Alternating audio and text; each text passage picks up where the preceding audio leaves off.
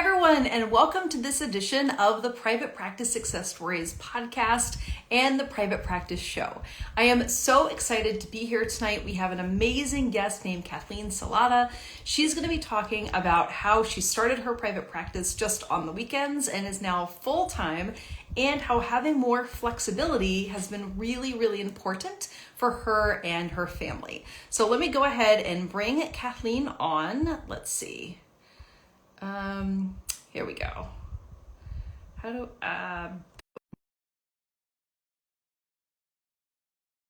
that, and we should be good.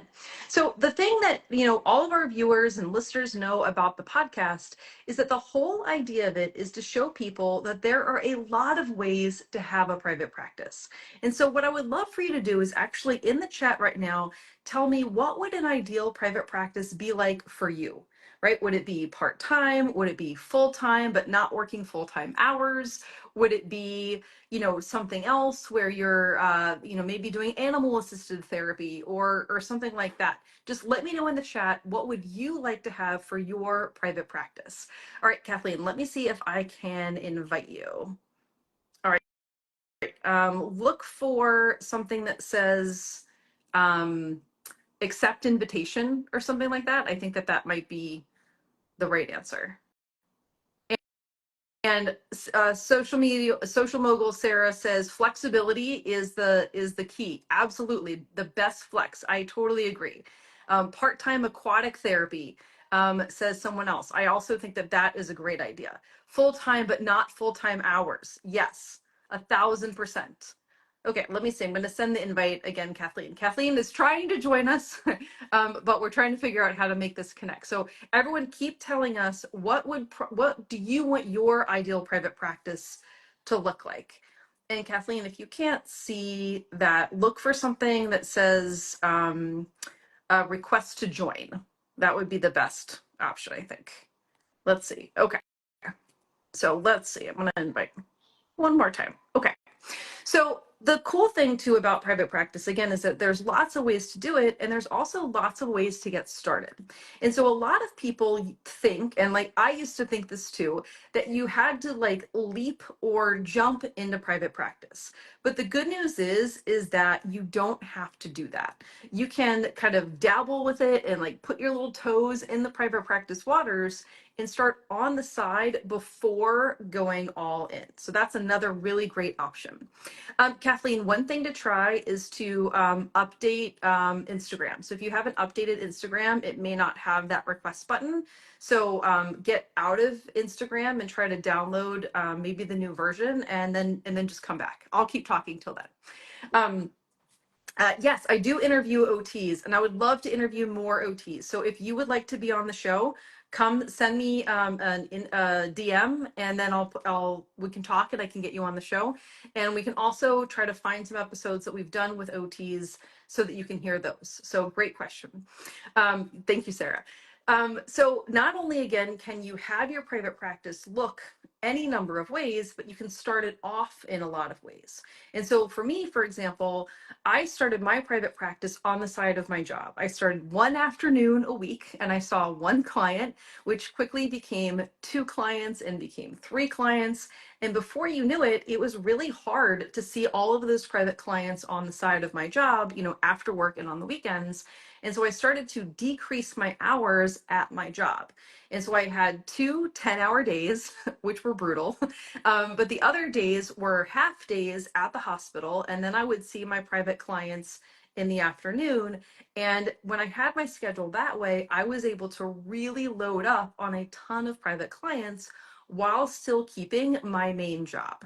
And so that was really, really cool. So let's see, we got a request from Kathleen. All right. So what we're going to do is y'all are going to hear Kathleen's story, right? Because everyone's story is unique and it is exciting, and it's so much fun to hear from you. Hey, Kathleen, how's it going? Hi, good. Sorry, I was on my computer, not my phone. Oh, no worries. No worries. So I'm so excited to have you here, right? It is so much fun. I know you. I've gotten to know you in the START program and the GROW program, but all of our, our listeners and viewers don't know you yet. So can you just share like your name, your location, and the name of your private practice? Sure. So my name's Kathleen Salata. I am located in Livonia, Michigan, which is Metro Detroit area, and my practice is called Journey Pediatrics Therapy Services. I love it. I love it. There's like a lot of private practitioners in Yes, Michigan. yeah, there are a What? lot of private practices around here. I wonder why that is. Do you have any idea? I mean, no, there's like four major hospitals right in like, an hour radius of each other. So I mean, there's a lot of clients from that way, but that would be my best guess. I love it. Yeah. It's so funny to me because we have lots of students who are like in Florida and Texas and California, and those all kind of like, are bigger states, right? Yeah. But then there's like this, a couple other places. So Michigan is definitely one of them. And then the Carolinas, North and Oh, South Carolina are huge for private practice also. So that's not to say that you can't have a private practice someplace else. You absolutely can, but those are some like hot spots, I'll say. So Kathleen, tell everybody kind of how you got started in private practice. And actually before you do that, how did you kind of get started in the field? mhm. And then when did you start thinking about private practice? Yeah. So I graduated grad school in 2016, and I got my CFY at a private practice in Lansing, Michigan, which is about an hour from where I am. And that was really great. It was a multidisciplinary practice, so it had speech, OT, ABA, music therapy. And so I was there for about a year and a half, but I wanted to move back closer to home, and I wanted to work for a little bit of a bigger company. I didn't think there'd be much more growth at the smaller practice I was at. So then I got a job at an outpatient clinic for one of the major hospitals in my area. And then I worked there up until I started Nice. my practice. Yeah. Okay, I love it. Right. Yeah. So you got some experience and got, especially it's cool when people have an experience in another person's private practice because it's kind of like you're able to think like, okay, well, what are the things I like?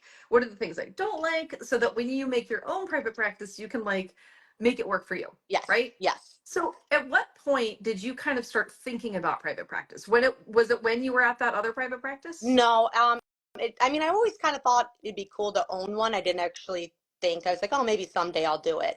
But I was dating my now husband, in 2019. We just started dating and we were talking and I was like, oh, I think I'd like to own a practice one day. And he goes, well, just do it. I go, well, I can't just do it. Like, he's like, why not? And I go, because I thought I would need the building and the staff and all the stuff you think you need with the big practice. So he rounded up the numbers for me and he made a PowerPoint presentation and he showed me how many clients I would need to make, ends meet and then grow it from there. So after he kind of showed me that, I bought the START program in 2020, January of 2020. But I really didn't get going on it till COVID started because that's when I had all that time and I also didn't know what was going to happen with my job. So Yeah. Your husband yeah, sounds like a gem, yeah, he right? does. Yeah, That's so funny. It's funny. A lot of times, people who are thinking about starting private practices or thinking about joining my programs often say like, I need to check with my husband yeah, first. And oftentimes they do, and the husband's like, "Are you crazy? Like you can make how much money? Like you should right. totally do this." Yes, yeah. Right? So I yeah, love he kept pushing me to do it. So that's kind of where I thought I could actually maybe do it then. Yeah, Well, and it's nice that you had yeah, that support, right? So not only did you have the support of your yeah, spouse, but also the support of the START program. yeah. And I love that you kind of joined right before the pandemic, I right? did. And then Yes, right.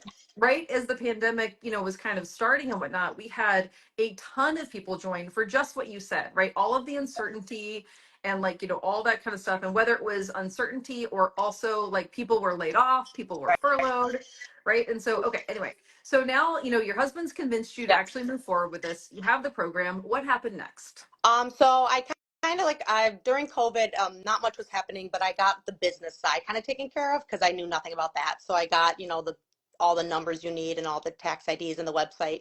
And then I got my first private pay client that fall. Nice. And then I really didn't do much with it because I kind of was still kind of nervous. I didn't know what I was doing. But then when I went back to my other job after COVID, I just got a new schedule and I just really disliked my Yeah. schedule, and to the point where like, and they weren't going to change it. I was kind of too low on the totem pole to ever get a schedule I wanted, was what I was basically told, because all the therapists were pretty young around me. So I was like, well, I got to do something because this is just not a sustainable lifestyle of what I was doing. Yeah. Totally. And like that happens a lot, right? Like I think that that's one of the things that we're sort of led to believe is that this is like a really flexible Yeah. career, right? People are like, "Oh, be a speech therapist. It's so Right. flexible." And then you get into the field and you're like, well, where's that Where's flexibility that yeah. people meant, right? Okay, great. So you then we're like, okay, I need a little bit more, in my life. I don't like the schedule, whatever Yes. else. And so where did you go from there? So from there, I was kind of trying to market. I was going on Facebook groups and stuff, and I was getting some calls, but I don't know if it's because Michigan has so many practices. I was not having luck with private pay. Most were calling me, and once they found out I didn't take insurances, they, declined. So I figured out how to credential myself with two of the major insurances around here, and I think that really helped kind of start my growth a lot more. Yeah, Yeah. totally. And people can go either way on that, right? There's some areas that support private pay a little bit better than others. And the good news is that when you're your own boss, like you get to decide Yeah. and you can always change your mind too, right? If you Yeah. start off with one and it's not quite working out like you want, you switch to the other and and that way. So, starting to do some marketing, Yes. doing some Facebook groups, that kind of thing. What were those early days like for you in terms of kind of like how many clients were you seeing and like when were you seeing them? Yeah, so it really didn't pick up. I was only seeing like one or two clients on the weekends. I wasn't really actively doing much with it. I was just complaining, more about my other job, and my husband's like, "Well, then do more with that private practice." So in 2021 is when it really started getting really big.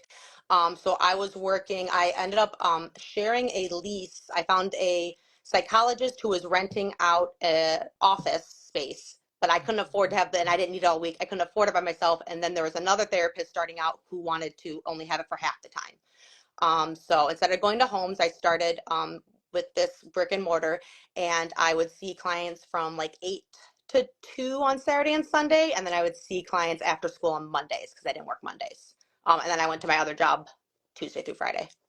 Yeah. I love it. So that's really, I like that you said that about like the leasing a space, kind of like subleasing it and like Yeah. dividing it that way. There's some people who, so for anyone who's listened to me for any length of time knows that, I try to get people to have really low expenses really all the time, but especially when they're first getting started. And so for a lot of people, that means like starting off with home visits. However, there's some people who like don't want to do home visits or for whatever reason they want to start with that brick and mortar space, which is totally great as long as you can afford it, right? Because I Yeah. see people who overspend and that's a problem. However, there are really creative ways to be able to find a brick and mortar space even kind of like on a part-time basis, and it sounds like you found that. That's Yeah. And I perfect. actually found it on Facebook Marketplace. So a place I wouldn't have thought of looking for a space. No, that's fantastic. Okay, so you kind of have this space, weekends, Monday afternoons, and Yep. then what happened next?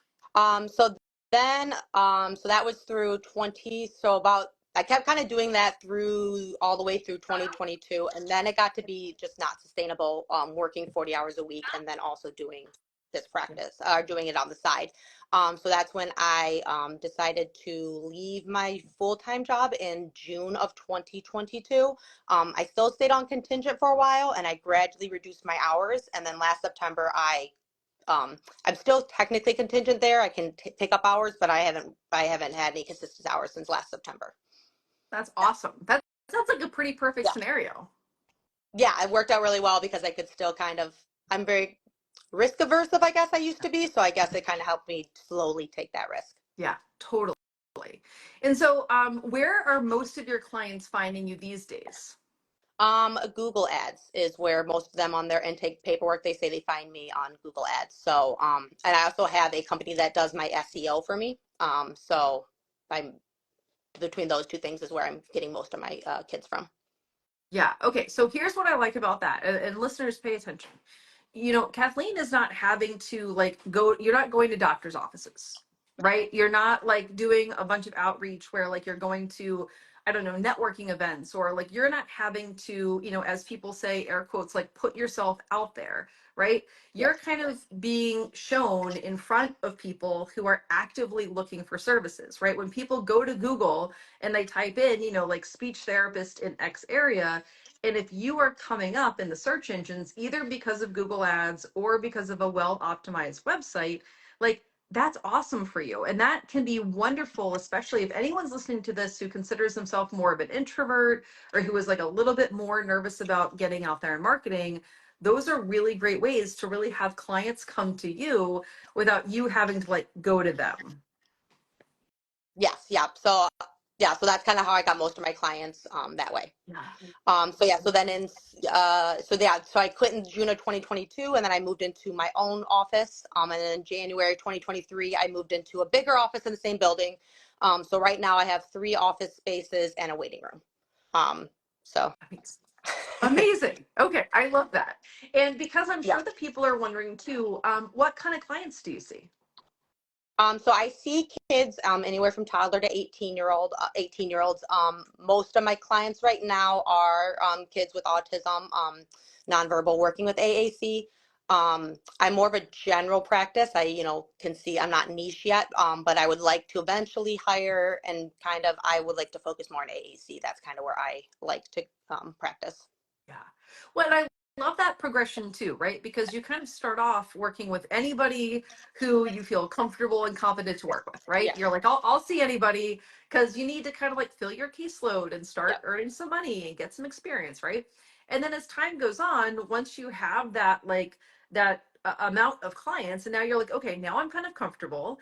Now I'm starting to attract, AAC clients or whatever it is that your primary thing. Now you can start to like let go of the things that you don't like as much, right? So now like on your website, you could like delete like fluency, for example, Right. if that's not your thing, Right. right? And I think that that's really empowering to people when all of a sudden they're like, wow, like in my school job or in my old job or whatever, I had to be able to work with any client that was put on my schedule. And now I can be like, actually, like I only want to work with like these types of clients. That's really empowering for people. Yeah, so so I'm hoping to hire within the next six months or so and kind of start moving towards that Yeah. direction. Yes, awesome. And that's really cool too, because that really shows that like you're getting to that threshold where like you have more clients than you can see or that you want to see, Yes. right? So I want to eventually I would like to cut down my hours because my husband lives in St. Louis. So we're in long distance right now because he's finishing his residency there. So I would never be able to do like the schedule I have right now. It's flexible enough that I'm able to go out there and take, a lot of vacations with him when he has time off, which I wouldn't be able to do at a typical job. But I'm hope to cut my hours back a little bit more clinically so I can go out there and see him more. Yeah. Yeah. And that's awesome too, right? Yes. Because now you have that Yeah. flexibility to be able to do that. Like, would you have been able to do that at the private practice or the hospital or, at a regular job? No, that I definitely would not have been able to. I wouldn't get as much time off as I was able to, take a week or so to go out there. So um, I've already taken off, I think, 3 weeks this year. Not, I don't take off all the time, but I think I only got 3 weeks total at the past job. So Right. And you yeah, can, there's no one to right. ask, right? You can just say, like, hey, I'm going to be out of town. And that's something too that, like, sometimes people worry about before they start. They're like, well, how will I go on vacation or how will I take time off? And I'm like, well, you just tell your clients that you're going to be out of town for a week. And most of the time, clients are happy for you. They're like, oh my gosh, like, Miss Kathleen, we love you so much. You go have a good time. Right. Like, usually people are not like, upset or whatever else, because not only do they like you and they want you to be, living your life, but also sometimes people forget that like clients and parents need a break too. And so they may be thrilled for you to go out of town so that they can have a week off of therapy. Yeah, and for the ones who aren't, because there are some who are concerned, I'll usually when I do go out of town, I'll either I'll do 2 or 3 visits the week before, or I'll come in on the weekends, only during that time to do reschedules, just so um those kids still get to be seen if they want to when I'm off. Yeah. Okay. Fantastic. So I love all of this, right? Like I love that you started on the weekends, Yes. right? Then you kind of started in this really like cute small office space that now so like you've grown in so many ways, and it really makes sense that like your next move would be to hire someone who can help you take on that caseload. Now, I do have a question about that, which is, there's a couple different ways that people can go with hiring. Either they hire like another kind of like generalist kind of private practitioner or therapist rather, who can see all kinds of different clients, or they hire someone who has either like the same skill set that they have, like where like you're both good at, let's say Right. AAC or whatever it is, or they pick someone who has a totally different set of interests. So I know that you haven't hired this person Yeah. yet, but I'm curious, what are you kind of thinking in terms of their skill set? Since I haven't really diversified, I still see all, kids that I'm confident with. I would probably hire more of a generalist that can kind of take on and then maybe find what they're interested in and we can kind of divide clients that way. I also don't do feeding therapy, so, that is another person I could hire who kind of specializes in that because that's just not something that I do. Yeah, totally. And I think that that's smart. Like, and I think that's another thing that like, if you love AAC, for example, right? And listeners, you can apply this to whatever you love too, right? If there's something that you love and there's other things that like you don't love as much, hire someone to see those other clients that you don't love as much and like keep the ones that you love like kind of for yourself. But and if that sounds selfish, I didn't mean it to sound selfish, but realize that like other people have other things that they like, right? So while you may be thrilled to have your population, they may be thrilled to have the population that you don't love as much, right? Right, right. Yeah, I love it. I love it. Okay, so you got this private practice like started a couple years ago, Yep. but it's really kind of like taken off in the last like how I'd long say would you say? last I'd say 2020 and 2021 were pretty slow, and it really started taking off in 2022, 2023, and now I'm, you know, pretty feeling pretty good where I'm at. Yeah, I love that. What does your husband think? Oh, he loves it. He thinks it's great. And it's also afforded us, like, we got married last year. I was able to pay for most of the wedding, with this new job, and so it's been good for both of us. Yeah. Yeah, that's awesome. I just asked because I remember that you said that he made the Yeah. PowerPoint, right? So I'm like, Yeah. okay, if he made the PowerPoint, and I know, Well, he's our he's in residency. yeah, he wants me to already scale. He's already talking about hiring other disciplines and stuff, and I was like, well, well, maybe we'll get there. Oh my God, I love that Yeah. though. I totally love that.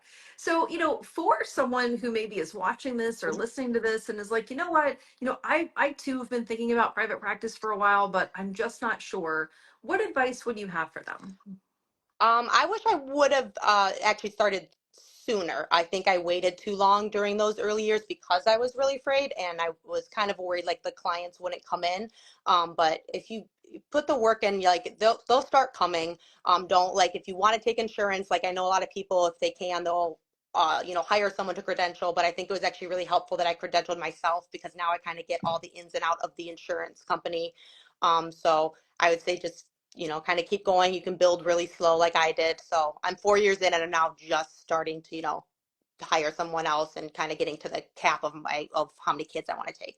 Yeah, totally. And I think that's great advice, right? And I really like what you said about learning how to credential Yeah, yourself because, typically I'm all about outsourcing. I think it's great to hire. I think it's great to delegate, get things off your plate. But when it comes to insurance, I actually feel the opposite way in the beginning. I think yeah, it's really important for people to credential themselves, to learn how to bill themselves, because I have seen so many situations where people have hired billing companies that were kind of either doing stuff that was either like bad, yes, let's just say, or like just or not right, and like sometimes by accident essentially, but because the owner like didn't know and didn't really have a grasp of anything, like people have lost a lot of money that way, right, right? And so when it comes to like financial things in your business, I actually am a huge fan of like learning how to do it yourself and then hiring a biller to then take it off your plate once you kind of know how to do it. So right. I think that was really really good advice. My next question is also an advice based Okay. question, but what advice would you give to someone who is like has their private practice on the side? They're maybe they have the weekend and afternoon practice. What would you tell someone about kind of going all in on your private practice and transitioning into more full time? Yeah, so what I had is I had a number in mind and I knew once I hit that number, then I would be like, I, kind of calculated out where I would be like, okay, I'd be able to live. I'd be able to pay off, I'd be able to pay rent. And once I had that number, then I kind of just took the leap. I didn't think too much about it because it's like once I hit that number, I just kind of went for it that way. And then knew once, even though I only had, I had like maybe 10 or 12 clients when I first started out, I knew I'd have the time then to market more. And actually, some of those clients may want to go to twice a week. So I just had that time to then find the rest of the caseload. Yeah, totally. And I like that advice too, just to do the math, right? Yeah. Because I think a lot of people like don't know. And a lot of times people are pleasantly surprised when they realize actually, like 10 or 12 clients, again, depending on how Right. much you're charging or what Right. the reimbursement rate is, sometimes like only like 10 or 12 clients can actually match your salary Mhm. at your old job, right? And so I think that that can be, I love doing private practice math with people, and I think again it can be really eye opening where people are like, wait a minute, are you saying that I can work like half and make more? Right. Like, tell me about that, right? And so I really love too that you said that like having that extra income also helped with your wedding, Right. because it also helped with my wedding way back when, and so I always love to hear that. Yeah. I love that. Okay, awesome. Well, Kathleen, thank you for sharing your story with everybody. Like I said, I've gotten to know you in both the Start and Grow programs, but not everyone else has. And so, for anyone who wants to learn more about you or your practice, where can they find you online? So I have my website, journeypediatricstherapy.com. And then I'm on Facebook, which is just Journey Pediatrics Therapy. And I'm on Instagram, which is journey_therapy. And then also on my website, I do have a blog that I write. It's mostly geared towards parents. But I also have, I'm an Amazon associate. So a lot of the times they're always asking for toys and what to do. So I will explain how I use the toys I use in therapy, and then I'll have the links, for the parents to buy those toys. Yeah, Yes, which you get some affiliate income from, exactly. right? Yes. Boom. Yeah. All right, love that. All right, everyone. Well, thank you so much for being here. Thank you for listening. Kathleen, thank you for sharing your time with us and sharing your story. Yeah. Thanks And for I having really hope that everybody, continues to listen to the podcast, continues to listen to amazing people like Kathleen, who like had this idea and a PowerPoint from her husband, which that was pretty cool. But really decided, what, I'm gonna try this and see if it works. And my goodness, has it worked? Congratulations. I'm so proud of you. me. Thank you so much. You're welcome. All right, everyone, take care and have a great night. Thanks, Kathleen. Bye.